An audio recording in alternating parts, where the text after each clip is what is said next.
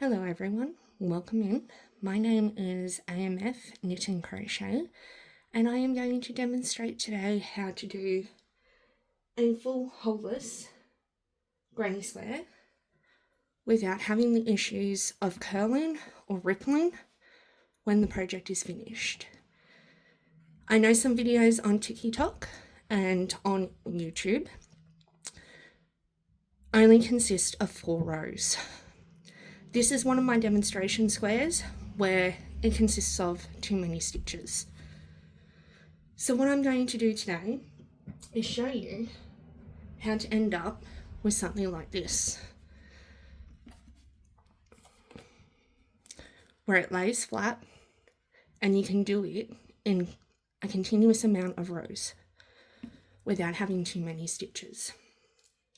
I apologise, I'm also very nervous. So let's start.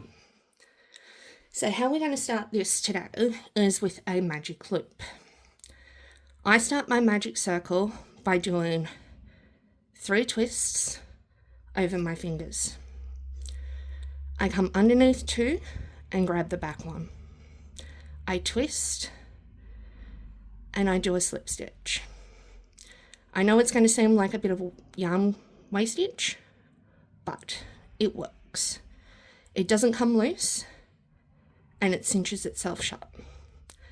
I do a single crochet and then 2 chain. Now, this one here is going to be a treble. So we're going to do another chain to make the height of our stitch. Now, 3 double crochet. 1, 2, and then 3. Treble.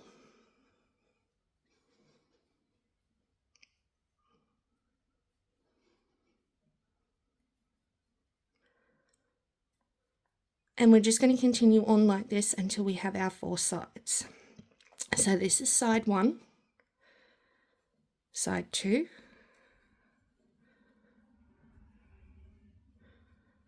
side 3 is coming up in a couple of stitches.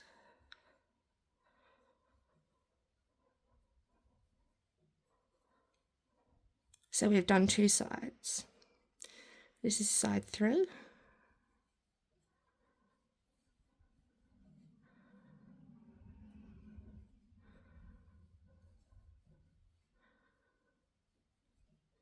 Now, our trebles make our corners. So we have 1 corner, 2 corners, and this is 3 corners.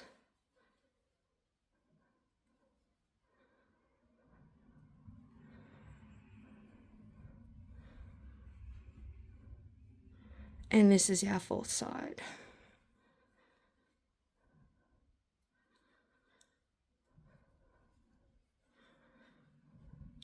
I also do my magic loop like this to give me something a little bit more to hold on to.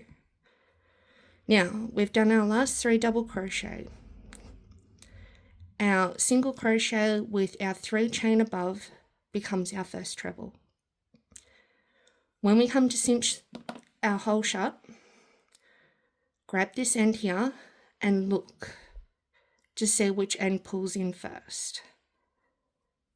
So we just saw this end here on this one pull in. So we grab this end here and we pull that one to cinch our first circle closed. We grab the end of our working yarn and pull. That will create a magic circle that does not come loose. It is a lot more sturdier than the traditional magic circle. Pick up our yarn again. Now, remember how we did the 3 chain above the single crochet? We're going to pop ourselves into the top of that 3rd chain and slip stitch. Now, this is where I like to change things a little bit because it moves with the moving corner that we have. We go back into where we've done our slip stitch, do a single crochet and 3 chain again. that becomes our treble for our corner. Go back into that slip stitch space and do 2 double crochet. I join all of my rounds in the corner. So now when we go along, it's going to look a little funny because technically we haven't gone into this stitch like we normally would. So we're just going to go along and find that loop to pick that stitch up. And then we'll have 1, 2, 3 double crochet. Now, you'll find here that we've got our treble corner. 2 double crochet, a treble, 2 double crochet. Now, I want you to repeat that all the way around until we get back here, and I'll show you what to do there. So we'll just quickly finish this round and I will be back. Okay, we've just done our 3rd corner by doing 2 double crochet, a treble and 2 double crochet. Now we have our 3 double crochet along the side, and then we'll be back in our corner. Now to complete the corner, we just do 2 double crochet into that space. The same space that we did our first treble and 2 double crochet. Now when we're in this space here again, we just go back up to the top of the chain and pick up, or do a slip stitch, sorry. Now, when we start our next round, remember, this loop here is our first stitch. So we go back into that space and we do a single crochet with chain 3. Now, that's our treble and then 2 double crochet. This round's pretty much the same as the second round, but we'll have more double crochets to pick up in between our corners. So I will meet you back here. Oh, hang on, I almost missed my stitch.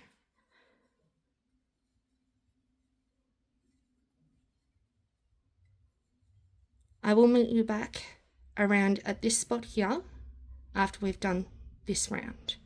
Then the next round is going to change. Okay, we're coming up to our first corner where we did our first treble and 2 double crochet.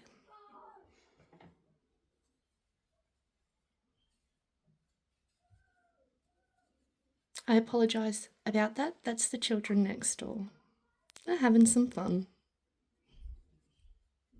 Gotta love kids. Okay, so we're coming back up to that corner.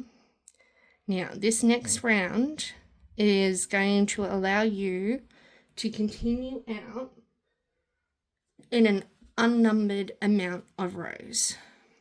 It's going to be a little bit weird. It's going to feel like it's not going to work or anything, but I promise you, once you block this square, it will lay completely flat. You won't have rippling or curling issues, and it makes a solid fabric. Okay, so we're finishing up this corner now, and we go back into the top of our chain 3, and we'll come back here. And there we go. Slip stitch. Now, this slip stitch is our corner. So we go back into that spot. Now this round is where the magic happens. We do chain 3 with a single crochet below. Now, instead of 2 double crochet, it's 1 double crochet. I call this round your decreasing round. The reason why there is a decreasing round is because otherwise you will end up with too many stitches. So we've got to play a bit of a balance in between. So this round will fall on every 3 rows. So an easier way to remember it is 1, 2, 3, 1, 2, 3, 1, 2, 3. If you forget to do this round, you will end up with this consistency, where no matter what you do, it will just not lay flat at all. There's too many consistent stitches within the fabric, which will give it that rippling effect.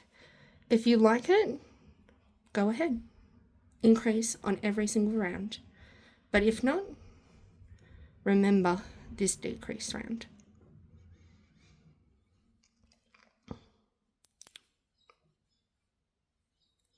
So I'll repeat it once more in this corner up here for you, remembering that the first 2 rows have 2 double crochet, a treble, 2 double crochet. This round has 1 double crochet, a treble,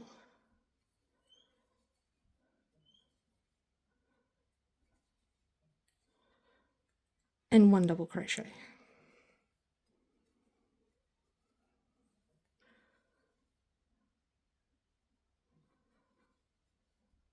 Now it's going to look a little bit funny on this row. Your corner's not going to look the same, but I promise, every 3rd row, you won't end up with a rippled piece of fabric. Hit the button below if you would like to know more. Thanks for coming.